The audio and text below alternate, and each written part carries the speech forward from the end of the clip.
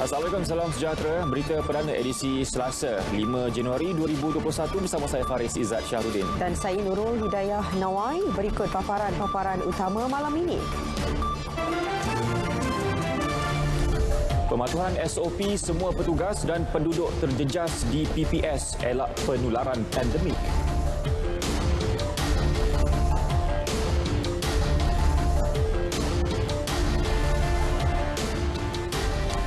PAC puas hati penjelasan MOSTI dan KKM berhubung perolehan vaksin COVID-19.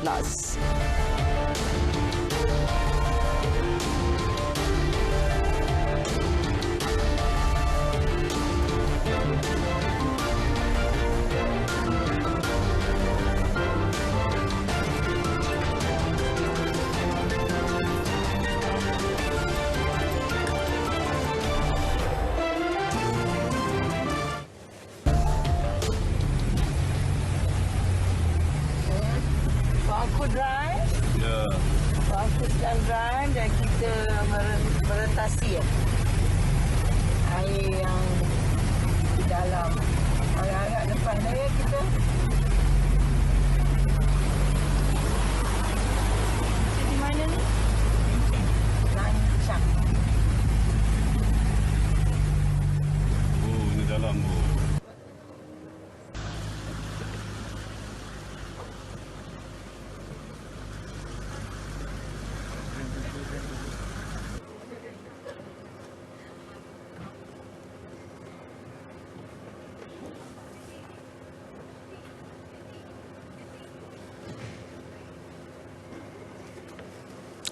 Baik, visual itu tadi menunjukkan yang di-Pertuan Agong Sultan Abdullah Riayatuddin Al-Mustafa Billah Shah memandu sendiri kenderaan pikap ditemani Raja Permaisuri Agong Tunku Azizah Aminah Maimunah Iskandariah meredah banjir di Lebuh Raya Pantai Timur LPT untuk melawat dan menyampaikan bantuan kepada penduduk terjejas banjir di sekitar Maran, Pahang. Dalam kenyataan Istana Negara, Seri Paduka turut menzahirkan harapan agar penduduk yang terjejas tabah mengharungi dugaan dan musibah yang menimpa mereka.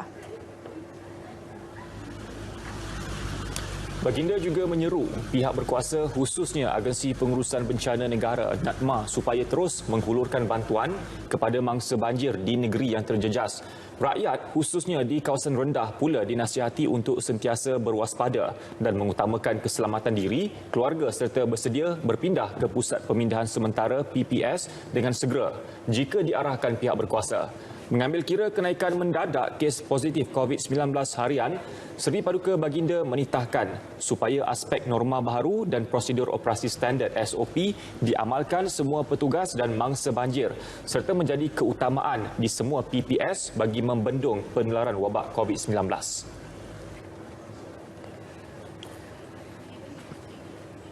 Sementara itu, sebaik tiba di PPS Sekolah Menengah Kebangsaan SMK Maran yang di-Pertuan Agong diberi taklimat berkaitan banjir dan pengurusan di PPS.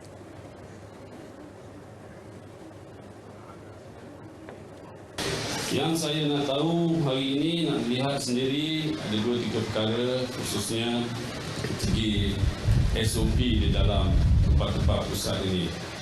Mereka-mereka yang telah diberi tugas, saya harap dapat main peranan yang serius kerana janganlah tidak ambil tahu sambil lewa. Yang mana sakit harus pindah ke hospital, yang mana ada tanda-tanda sakit pun eloklah pergi jumpa doktor, nurse dan seterusnya. Dan kalau perlu buat COVID test, swab test, eloklah buat swab test. Al-Sultan Abdullah dan Tunku Azizah kemudiannya meninjau keadaan penduduk terjejas dan mengurniakan sumbangan kepada mereka. 361 penduduk daripada 56 keluarga ditempatkan di PPS berkenaan sejak Jumaat lalu. Turut mengiringi baginda berdua pemangku Raja Pahang, Tengku Hassanal Ibrahim Alam Shah dan Menteri Besar Datuk Seri Wan Rosdi Wan Ismail. Sementara itu, Perdana Menteri Tan Sri Muhyiddin Yassin pula melakukan tinjauan ke PPS Kolej Vokasional Kota Tinggi Johor. Beliau tiba kira-kira 12.30 hari dan diberi taklimat semasa. Perdana Menteri meluangkan masa kira-kira setengah jam bertanya khabar dan beramah mesra dengan penduduk. juga menyampaikan sumbangan kotak makanan. Selain Kolej Vokasional, Perdana Menteri turut meninjau PPS Sekolah Kebangsaan Laksmana yang menempatkan 156 penduduk. Meringankan beban lah. Ya, orang yang ada kat sini semua kan. Lagi Sangat perlukan benda-benda ni. Oh sangat. Lagipun kalau dah 4 hari 3 malam tu memang sangatlah memerlukan, lagi dengan keadaan lagi-lagi dengan keadaan yang keadaan yang waktu-waktu yang kritikal, belum gaji lagi kan. Semua kita orang belum gaji lagi. Kita barang makan tu memang perlulah. Pampers, susu memang diperlukan. Alhamdulillah ya. Selesa lah. Lega lah. Ya, lega. Korang okey tak? Okey. Saya pergi. Kenapa okey tu? Yalah, melayanan selagi dengan pengurusan ni kan. Selesa ya. Bantal, tilam, tikar itu semualah dengan pampers anak. Jadi ada bantuan apa tu? Sekarang setakat ni semua yang diperlukan tu dah dapat, tikar, tilam, bantal. Dah dapat semua.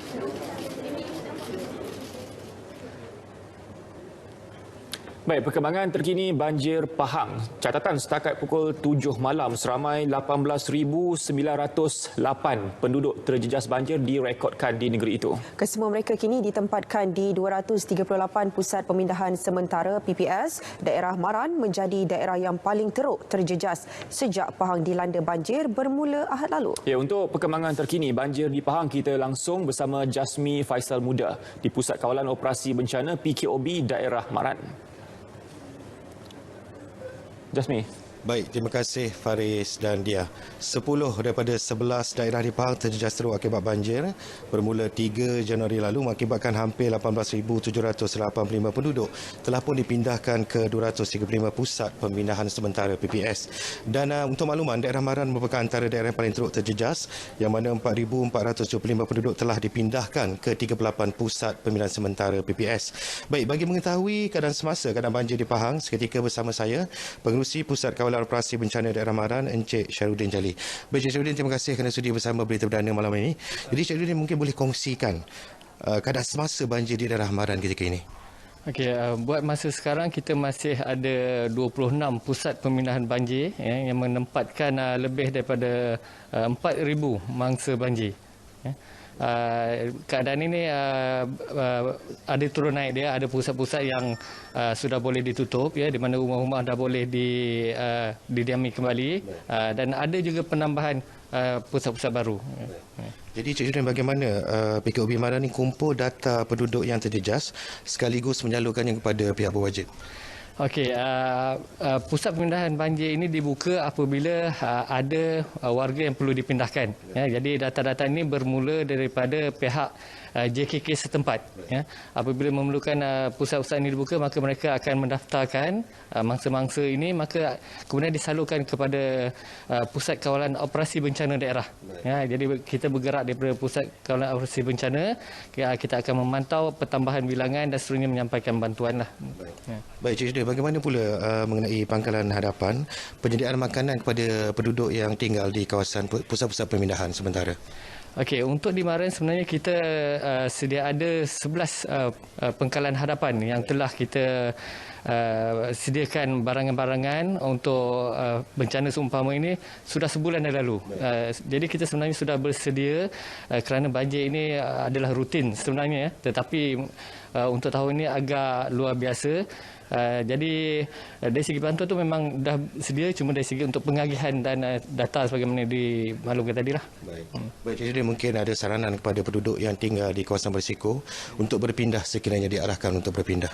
Okey, suka saya untuk mengingatkan kepada penduduk khususnya di kawasan yang rendah dan selalu mengalami banjir. Jadi patuhilah arahan daripada kita daripada semasa ke semasa.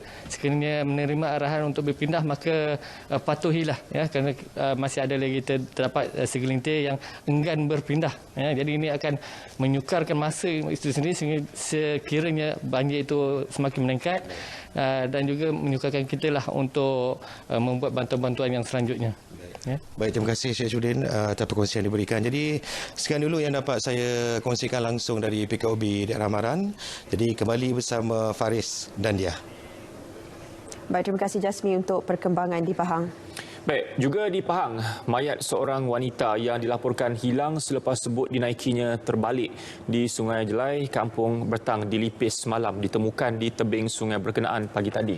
Ketua Polis Daerah Lipis, Superintenden Azli Muhammad Nur berkata mayat Rozi Omar, 52 tahun, ditemukan tersangkut di celah pokok pisang kira-kira 100 meter dari lokasi kejadian.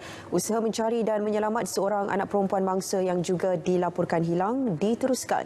Rozi dilaporkan hilang bersama anaknya Nur Zakira Ahmad Hussein, 19 tahun selepas bot dikemudi suaminya Ahmad Hussein Mat Aris, 52 tahun, terbalik akibat arus deras semasa mereka menuju ke Kampung Betong bagi meninjau keadaan rumah mereka yang dilanda banjir. Turut berada di atas bot itu seorang lagi anak mangsa, Nur Aina, 23 tahun, namun dia dan bapanya berjaya menyelamatkan diri.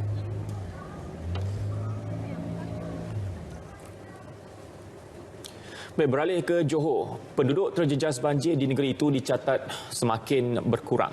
Bagaimanapun, pemantauan berterusan dibuat agensi-agensi berkaitan termasuk Jabatan Bomba dan Penyelamat Negeri. Kita bersama Akila Arba'in untuk laporan lanjut dari Kota Tinggi. Silakan, Akila. Baik, terima kasih Faris dan dia di Angkasa Puri masih lagi berada di Kota Tinggi pada malam ini dan kami kru Berita RTM pada malam ini berpeluang untuk sama-sama mengikuti operasi oleh Jabatan Bomba dan Penyelamat Malaysia Negeri Johor membuat pemantauan di sekitar bandar Kota Tinggi yang telah pun ditenggelami air dan operasi ini bertujuan untuk memastikan tiada penduduk ataupun mangsa yang terjejas yang terperangkap di dalam bangunan ataupun kenderaan yang terperangkap di dalam banjir di bandar Kota Tinggi ini.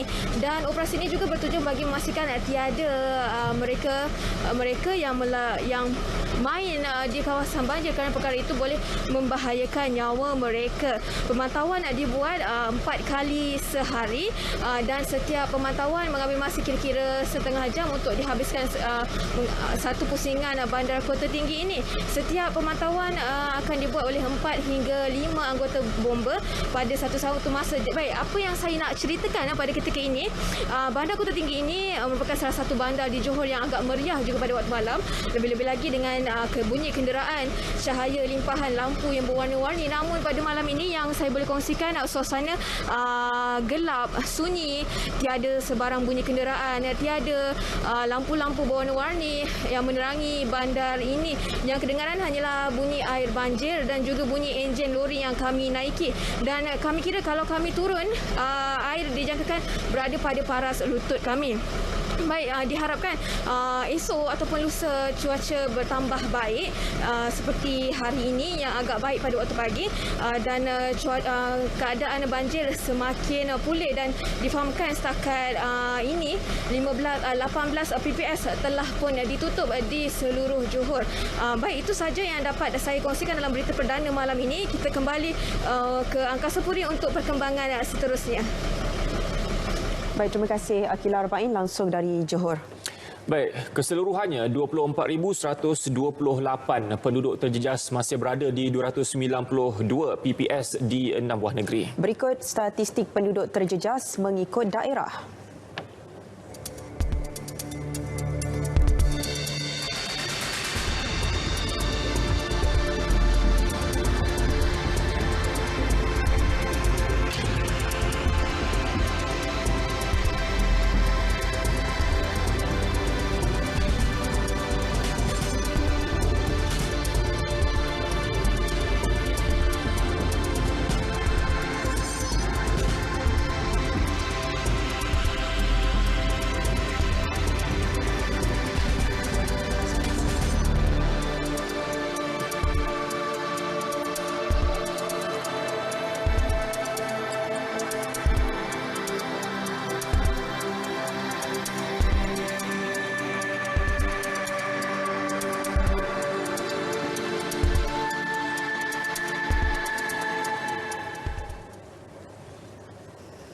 Kerajaan belum bercadang untuk melaksanakan kembali larangan pergerakan rentas negeri dan daerah berikutan kewujudan kluster baharu yang membawa kepada pertambahan kes COVID-19. Jelas Menteri Kanan Pertahanan Datuk Seri Ismail Sabri Yaakob, Kementerian Kesihatan sedang mengkaji perkara tersebut.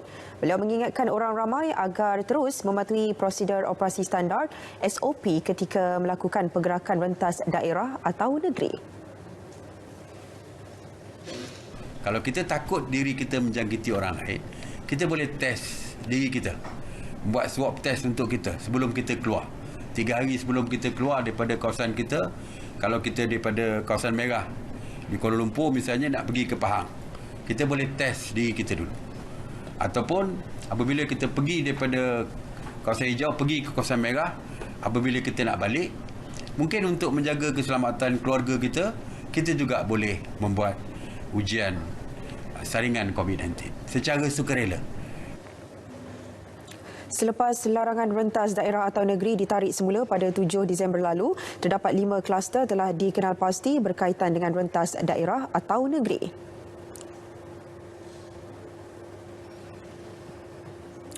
Hari ini, kes sembuh kekal 4 angka iaitu 1,221 kes menjadikan jumlah kumulatif sebanyak 98,228 kes. Jumlah kes baharu pula 2,027 kes dengan 16 kes import menjadikan jumlah keseluruhan 122,845 kes. 8 kematian turut dilaporkan menjadikannya 509 kes. Ya, berikut data terkini COVID-19 diikuti kes positif harian mengikut negeri.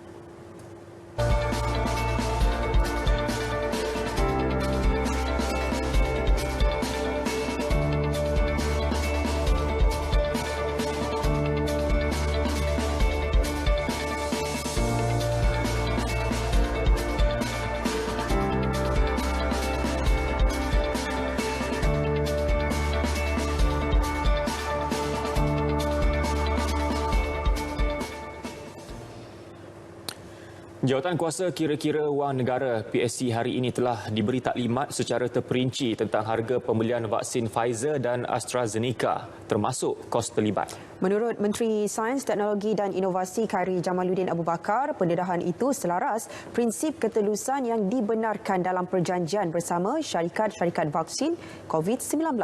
Jelasnya keputusan itu dibuat bersama Menteri Kesihatan Datuk Seri Dr. Adham Baba selaku pengerusi bersama Jawatan Kuasa Khas Jaminan Akses Bekalan Vaksin COVID-19.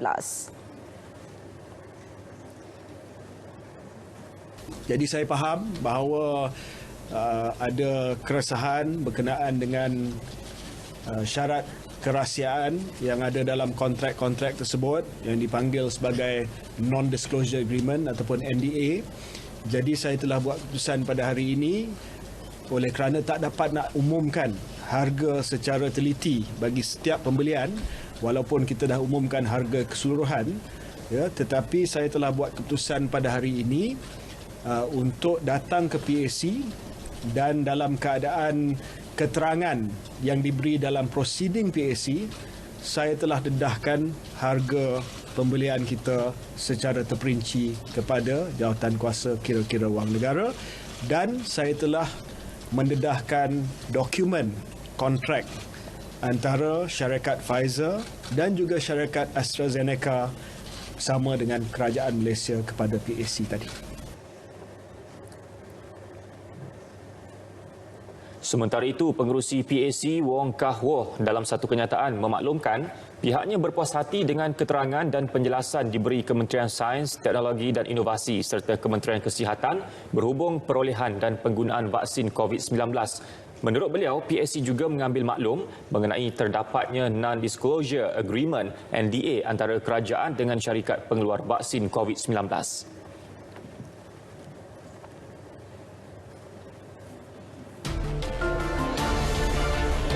Anggota bomber gagalkan cubaan bunuh diri. Laporannya seketika nanti.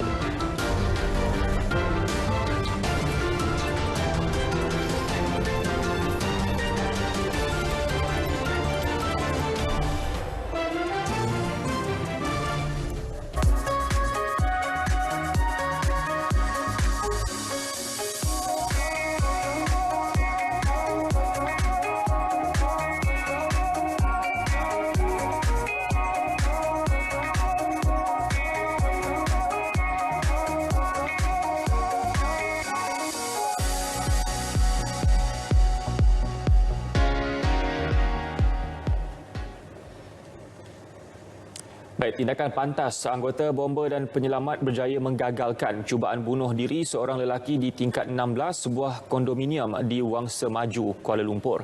Menurut Pusat Gerakan Operasi Kuala Lumpur, pihaknya menerima panggilan kecemasan pada pukul 11.58 pagi dan mengerahkan 7 anggota, sebuah jentera Fire Rescue Team dan unit bantuan perkhidmatan kecemasan ke lokasi kejadian.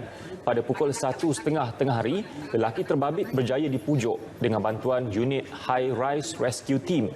Dia diserahkan kepada polis untuk tindakan lanjut. Operasi tamat pukul 1.50 tengah hari.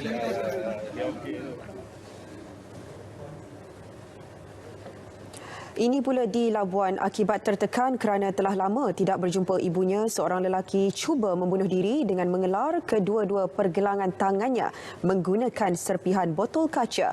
Lelaki 35 tahun itu juga membakar beberapa peralatan di Aras 3, sebuah bilik hotel tempatnya menginap kira-kira jam 4.30 pagi tadi.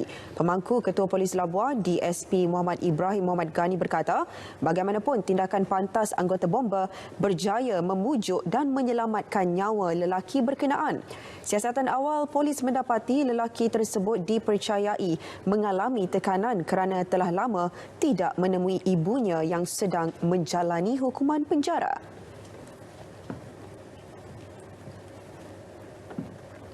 Lain pula di Perak. Seorang tukang paip yang dihadapkan ke Mahkamah Session Taiping mengaku bersalah atas tuduhan mendera anak lelakinya. Muhammad Jamal Azrul Zainuddin, 35 tahun, didakwa telah menyebabkan kecederaan fizikal ke atas Muhammad Adam Irfan, 10 tahun, di dahi, lengan kiri dan belakang badan mangsa pada 27 Disember lalu.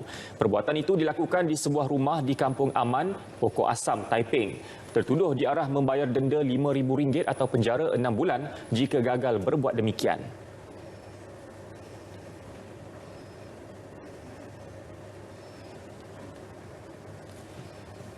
Baik, cuaca buruk yang mengakibatkan banjir di beberapa negeri dijangka berakhir pertengahan atau minggu ketiga Mac ini. Menurut Jabatan Meteorologi, monsun timur laut juga dijangka berakhir dalam tempoh itu.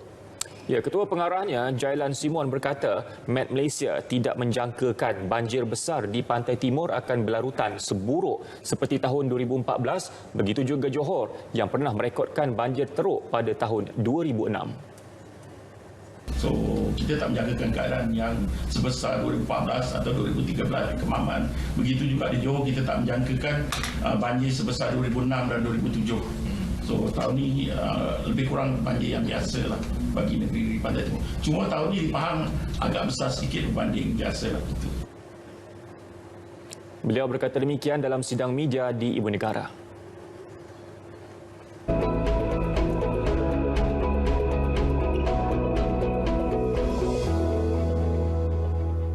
Assalamualaikum dan salam sejahtera. Kembali bersama Jabatan Meteorologi Malaysia pada malam ini untuk perkembangan cuaca yang terkini. Kita mulakan laporan cuaca dengan memberi tumpuan pada amaran cuaca peringkat waspada yang masih lagi berkuat kuasa bagi negeri Kelantan dan juga sebahagian dari negeri Terengganu, di mana hujan lebat berterusan masih lagi berpotensi untuk berlaku melibatkan kawasan yang terbabit sehingga 6 Januari ini. Selain itu, amaran cuaca peringkat waspada juga masih lagi dikekalkan bagi negeri Sabah melibatkan kawasan yang telah ditandakan dengan warna kuning ini juga dijangka sehingga 6 Januari ini. Melalui data taburan hujan yang terkini, diperhatikan terdapat lagi beberapa jajahan di negeri Kelantan yang mencatatkan bacaan hujan yang agak tinggi. Itu melibatkan jajahan Tumpat negeri Kelantan dengan bacaan 117.6 mm, diikuti oleh Tanah Merah, Kuala Krai dan juga melibatkan daerah Kuantan negeri Pahang dengan bacaan 66.6 mm. Oleh itu, orang awam di kawasan yang terlibat masih lagi diminta untuk lebih berhati-hati dan juga sentiasa peka dengan keadaan cuaca semasa.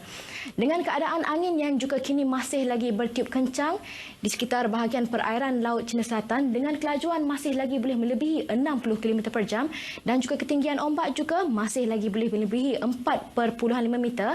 Oleh itu, Jabatan Meteorologi Malaysia masih lagi mengekalkan amaran angin kencang dan juga laut bergelora melibatkan kawasan perairan yang telah ditandakan dengan warna merah jingga dan juga kuning ini dijangka akan berkuat kuasa sehingga 7 Januari ini. Dan sepanjang tempoh amaran ini berkuat kuasa, keadaan perairan ini masih lagi berbahaya untuk semua aktiviti perkapalan dan juga pantai, termasuklah menangkap ikan, perkhidmatan feri, bot-bot kecil, sukan serta rekreasi laut.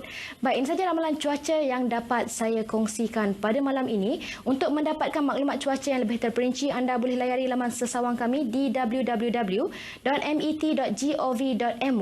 atau menerusi laman sosial media kami seperti yang telah tertera di sini. Sekian dahulu dari Jabatan Meteorologi Malaysia. Saya Atika Marziah. Assalamualaikum dan salam sejahtera.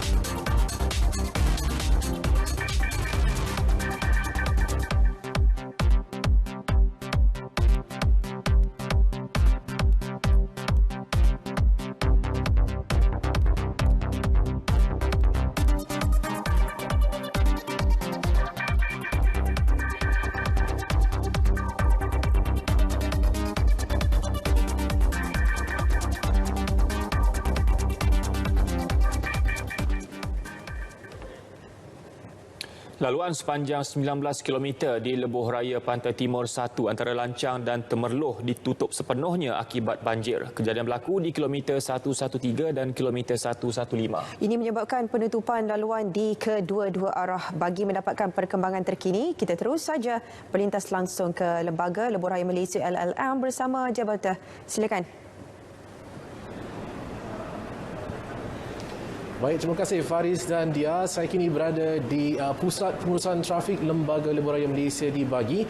Tentunya mengikuti perkembangan trafik semasa di sepanjang jajaran Lebuh Raya Utama di seluruh semenanjung Malaysia. Dan hari ini perhatian ditumpukan kepada jajaran Temerloh Lancang di Lebuh Raya Pantai Timur 1 atau LPT1 yang mana penutupan berlaku di kilometer 113 di kedua arah. Ini disebabkan kejadian banjir.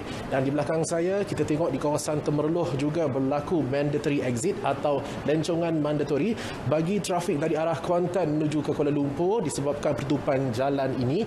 Jadi banyak kenderaan dilihat berhenti di bahu jalan sementara menunggu kerana jalan dalam juga dilaporkan agak sesak disebabkan banjir. Untuk perincian lebih mengenai keadaan semasa di Lebuh Raya Pantai Timur 1, kita bersama dengan Ketua Penolong Pengarah Pembangunan dan Trafik LLM, Tuan Syed Faizal Syed Ahmad. Terima kasih. Jadi boleh kongsikan tadi laporan awal banjir di kilometer 113 dan terbaru dilaporkan banjir juga 2 km di hadapan kilometer 115. Jadi bagaimana situasi semasa di lokasi, trafik dan juga cuaca?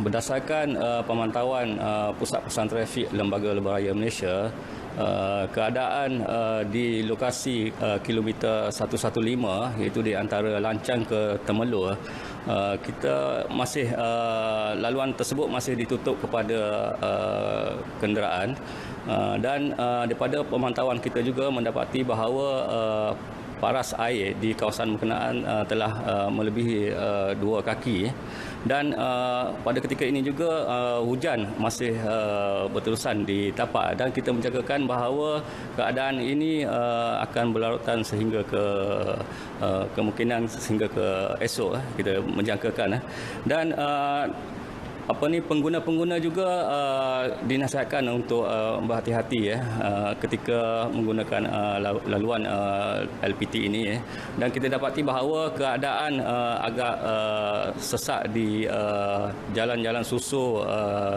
keluar di Plaza Tor Temerloh dan juga di Plaza Tor Lancang memandangkan ada trafik yang telah dilencongkan ke keluar daripada Lebuh Raya lah untuk mengelakkan daripada mengalami kesesakan di laluan utama. Jadi Tuan, boleh kongsi tak tentang alternatif untuk pengguna? Contohnya dari Kuantan katanya ada alternatif melalui Bandar Muazzam Shah. Ya, J. Okey, pengguna telah dimaklumkan untuk menggunakan laluan alternatif iaitu laluan Gambang, Muazzam Shah, melalui Bahau dan Kuala Pilah dan seterusnya terus ke Kuala Lumpur. Laluan alternatif ini telah dimaklumkan kepada pengguna sejak laluan di antara Lancang ke Temerloh ini ditutup. Di samping itu juga pengguna juga boleh mendapatkan info-info ataupun laluan alternatif di bilik gerakan bencana JKR di talian 0326107727 di mana bilik gerakan ini beroperasi selama 24 jam. Okey, terima kasih Tuan atas perkongsian tersebut. Jadi, saudara, Jabatan Meteorologi tutup meramalkan cuaca hujan dan lembap di kawasan Pantai Timur. Jadi ini tentunya mempengaruhi faktor air lambat surut dan pengguna awasi jarak pemanduan jalan licin. Jadi, pastikan anda tidak mengekori terlalu rapat kenderaan di hadapan anda. Juga peringatan agar tidak berkongsi gambar atau foto yang tak sah mengenai situasi banjir semasa. Ini untuk mengelakkan sebarang kekeliruan. Dapatkan info trafik terkini dan menyeluruh dengan ikuti perkongsian laman Twitter rasmi LLM @LLM-Info-Traffic atau hubungi mereka di 1800-887725. Sekian saja dapat saya kongsikan buat masa sekarang dari LLM di Bangi. Kita kembali bersama rakan penyampai di Angkasa Puri. Silakan. Baik, terima kasih Jabatan langsung dari Lembaga Lebuhraya Malaysia. Baik, 127 jalan negeri dan 70 jalan persekutuan di Pahang terjejas akibat banjir yang melanda negeri itu. Menteri Kanan Kerja Raya Datuk Seri Fadilah Yusof berkata selain jalan terputus akibat takungan air, antara kerosakan lain yang berlaku ialah cerun jalan runtuh yang menyebabkan penutupan jalan di beberapa lokasi. Beliau melawat Jalan Kuantan Segama di kilometer 63 dan 73 di mana berlakunya hakisan tebing jalan di kawasan itu. Hakisan tersebut berpunca daripada hujan berterusan selama 2 hari menyebabkan 2 lokasi itu mengalami limpahan air dari struktur pembentung ke permukaan turapan jalan. Laluan itu dibuka separuh untuk semua jenis kenderaan sementara kerja-kerja pembaikan dijalankan dan dijangka siap pada pertengahan Februari. Nombor telefon tidak dikemaskini. Itu antara maklumat peribadi tidak lengkap yang menyebabkan permohonan air sinar tidak dapat diisi secara dalam talian. Berdasarkan tinjauan RTM di Pejabat Kumpulan Wang Simpanan Pekerja KWSPD Alostar Kedah, kebanyakan pemohon mempunyai masalah sedemikian. Ya, tinjauan juga mendapati proses semakan penyata dan mengemaskini telefon bimbit untuk menerima kod pengesahan transaksi TAC di kios atau kaunter KWSP dan memastikan nombor akaun bank adalah aktif berjalan lancar. Kaunter khas dibuka untuk permohonan air sinar bagi kategori 1 dengan pengawasan pematuhan SOP ketat. Nak buat air sinar sebab saya tak boleh buat online, dah sangkut mungkin nombor telefon lama saya tak tukar. Ni saya dah tukar nombor telefon, boleh lah. Makin air kau lah. Ya sekali ya. Mudah tak? Lancar tak? Lancar okey. Dari segi SOP macam mana? SOP terbaik. Ramai ini nak buat kemas gini lah, nak mohon akaun lah. Akaun 1 tu. Itulah. Dek kerja dulu dah, sekarang dah umur berapa? Sekarang saya umur 50 lah. Tak sampai lagi lah. Bulan 8 ni baru cukup umur 50. Jadi sebab baru tahu kau boleh isi macam ni? Tahu tu lama dah. Tapi dah kita buat cara online, dia tak boleh. Saya akan namai sini. Pihak pengurusan KWSP turut membantu pemohon air sinar mengisi borang secara dalam talian. Permohonan air sinar dibuka sehingga 30 Jun ini. Baik, Perintah Kawalan Pergerakan diperketatkan PKPD di apartmen Amber Court, Jalan Genting, Bentong, Pahang dan Pusat Pemulihan Akhlak PPA Muar dilanjutkan sehingga 20 Januari ini. Menteri Kanan Pertahanan Datuk Seri Ismail Sabri Yaakob berkata keputusan itu diambil berikutan masih terdapat risiko tinggi jangkitan COVID-19 di 2 lokaliti berkenaan. Kerajaan sebelum ini telah melaksanakan PKPD diperketatkan di apartmen Amber Court di Jalan Genting, Bentong, yang dijadualkan tamat pada 6 Januari. Sehingga kini KKM telah melaksanakan 1,180 ujian saringan, dan daripada jumlah itu sebanyak 454 kes positif telah direkodkan. KKM telah mengesahkan ujian saringan kedua masih perlu dijalankan dengan kepada sebahagian kontak rapat dan terdapat risiko yang tinggi mengenai jangkitan di lokaliti ini. Di PPA Muar pula, 40 daripada 872 individu yang menjalani ujian saringan dikesan positif COVID-19. Kementerian Kesihatan turut mengesahkan terdapat pertambahan kes positif harian selain 38 baki sampel saringan yang masih menunggu keputusan. Peruntukan pembangunan khas berjumlah 40 juta ringgit akan dibelanjakan Kerajaan Kelantan tahun ini sebagai langkah proaktif menghadapi kesan jangka panjang penularan COVID-19. Demikian menurut Menteri Besar Dato' Ahmad Yaakob.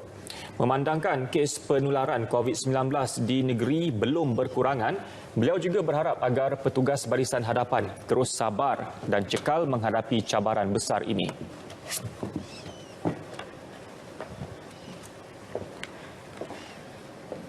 Jadi kita minta sekali lagi kepada rakyat kita patuhilah SOP yang setiap hari diminta oleh Kementerian Kesihatan, oleh Ketua Usaha Dr. Hisham. Setiap hari diminta supaya rakyat mematuhi SOP, dan kita juga harapkan begitulah. Kalau tidak penting, tidak payahlah cross ataupun cross negeri ini.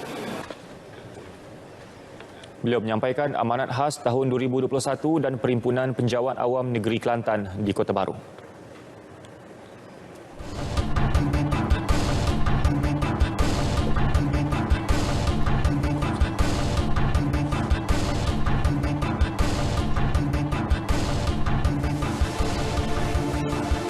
Baik, kita ke perkembangan ekonomi Malaysia. Rail Link Sdn Bhd MRL menyasarkan pembinaan projek laluan Rail Pantai Timur. ECRL mencatatkan kemajuan sehingga 30% menjelang akhir tahun ini. Ia berdasarkan kemajuan pembinaan projek tersebut yang telah mencapai 19.69% pada akhir November 2020 berbanding sasaran asal 18.78%.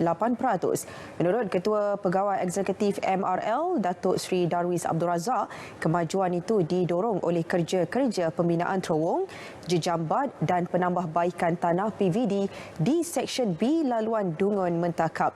Ia turut merangkumi kerja-kerja fizikal di Seksyen A laluan Kota Baru Dungun yang giat dijalankan, termasuk pembersihan tapak, tanah dan pemasangan cerucuk.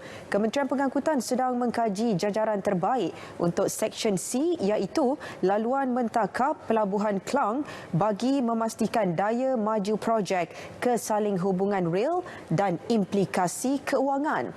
Kajian berkenaan dibuat susulan pertukaran haluan jajaran ECRL. MRL optimis kerajaan akan memuktamadkan jajaran dan stesen untuk Seksyen C dalam masa terdekat dengan mengambil kira kepentingan rakyat. Perolehan 12.8 juta dos vaksin COVID-19 membantu meningkatkan kesejahteraan rakyat sekaligus memberi impak positif kepada usaha memulihkan ekonomi negara. Jelas Ketua Penganalisis Ekonomi Bank Islam Malaysia, Afzal Nizam Abdul Rashid, jangkaan peningkatan momentum ringgit berbanding dolar Amerika Syarikat minggu ini turut didorong perkembangan positif berhubung vaksin COVID-19. Secara umumnya, kita dapat lihat perkembangan ekonomi global begitu merangsangkan pada masa ini, dan ini telah memungkinkan nilai dolar Amerika Syarikat menurun dan sekaligus meningkatkan nilai mata wang yang lain, termasuklah nilai ringgit Malaysia. Dan berdasarkan momentum yang sedia hari ini, kami tidak terperanjat sekiranya nilai ringgit terus menerus mencatatkan peningkatan yang mungkin melepasi RM4 bagi setiap $1 Amerika Syarikat. Terdahulu, ringgit ditutup tinggi berbanding dolar Amerika pada hari dagangan terakhir 2020. Ringgit turut dijangkakan diniagakan mengukuh ke paras RM4 berbanding dolar Amerika Syarikat minggu ini.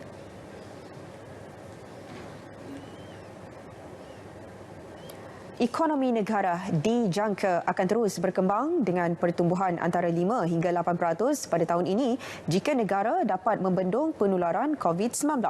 Menurut penganalisis ekonomi Profesor Madya Dr. Nur Adlin Rizwan Shah Muhammad Dali, penyediaan pakej rancangan yang bersesuaian juga dapat memastikan ekonomi negara terus pulih untuk jangka masa panjang meskipun wabak COVID-19 masih belum berakhir.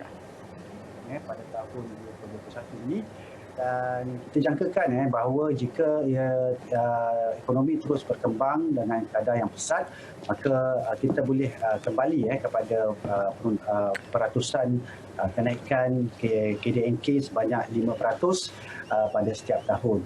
Dan kenaikan KDNK pada yang diunjurkan ini memberikan harapan kepada semua rakyat, kepada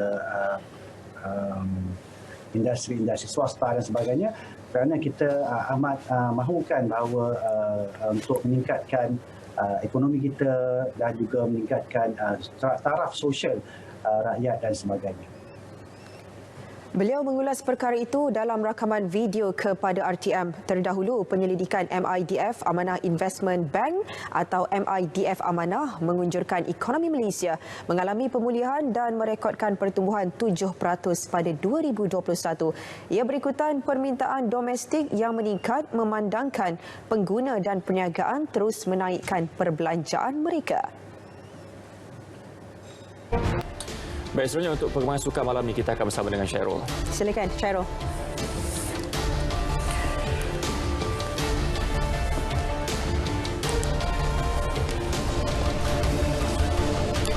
Misi serampang 3 mata Wai Ching.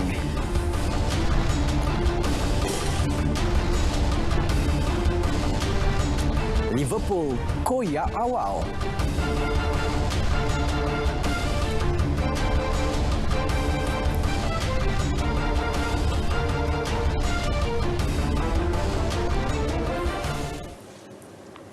Baik, terima kasih Faris Izzat dan juga Dia Nawai. Assalamualaikum dan salam sejahtera. Untuk perkembangan sukan hari ini, kita mulakan dengan perkembangan sukan larian.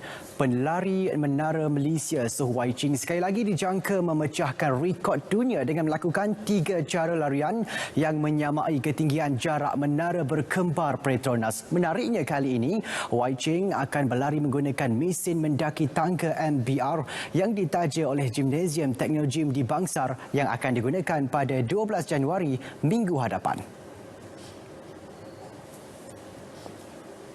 Rekod pertama yang akan dilakukan Wai Ching adalah larian sebanyak 2,194 langkah di atas MBR dalam masa kurang daripada 25 minit yang juga menyamai jarak ketinggian 135 tingkat menara berkembar Petronas. Rekod kedua pula adalah dengan berlari kurang daripada 45 minit bagi jarak 1,000 meter, manakala rekod ketiga melakukan larian lebih daripada 4,500 langkah dalam masa sejam. Every day I train here, so per session is about 400 tingkat saya climb every session. So far all good, progressing well.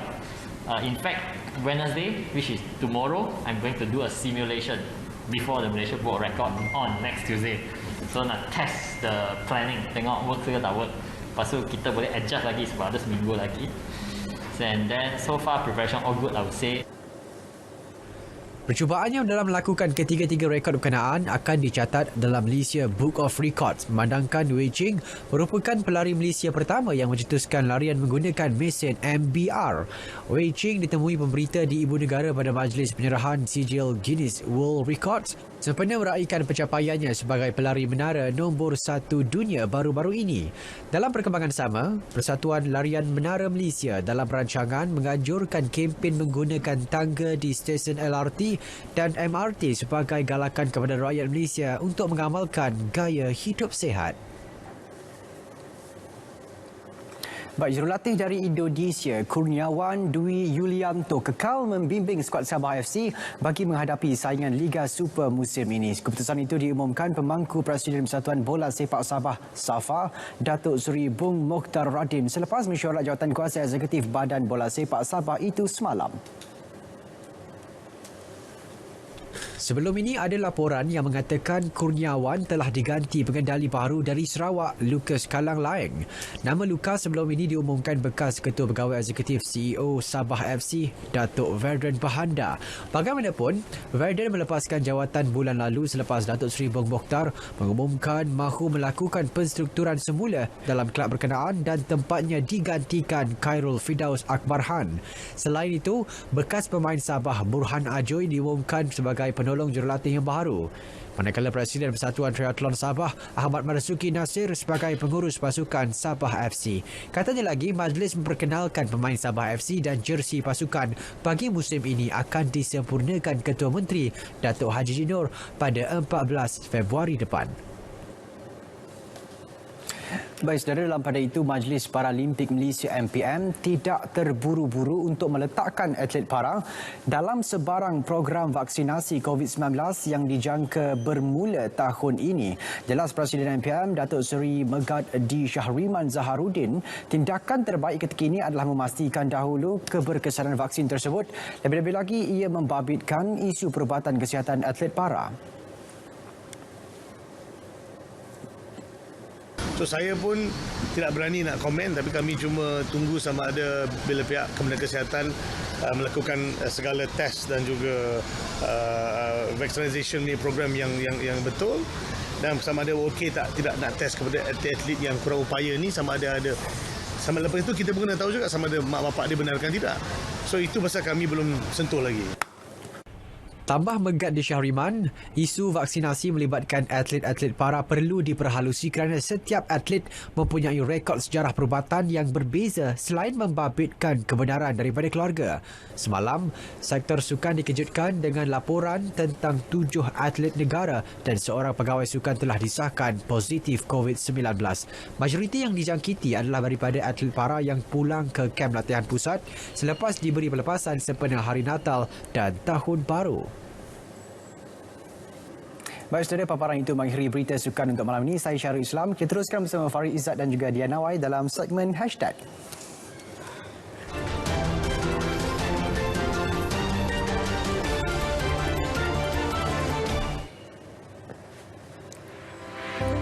Satu rakaman video memaparkan sebuah kapal pam sedut pasir hanyut tular di media sosial. Kejadian dipercayai berlaku apabila tali kapal putus disebabkan banjir.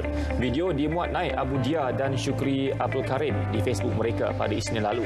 Difahamkan kapal tersebut hanyut sehingga ke kawasan Pulau Dedari.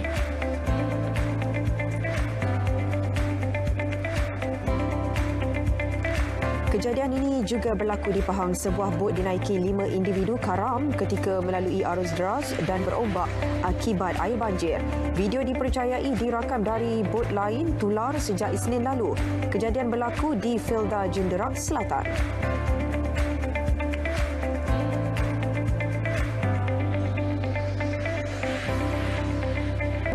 PlayStation 5 PS5 ialah sebuah konsol permainan video terkini ditunggu orang ramai. Namun tidak semua orang dapat memilikinya atas faktor harga yang agak mahal. Ketika orang ramai teruja mahu mendapatkannya, seorang individu tampil dengan video ini. Satu persatu bahagian PS5 dimasukkan ke dalam mesin pencincang. Tidak pasti set PS5 itu masih boleh berfungsi atau sudah tidak boleh digunakan.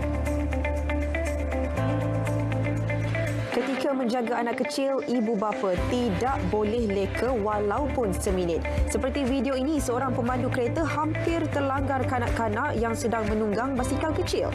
Mujur, dia sempat memperlahankan kenderaannya. Kejadian berlaku di Jalan Cangkat Jering, Pantai Remis.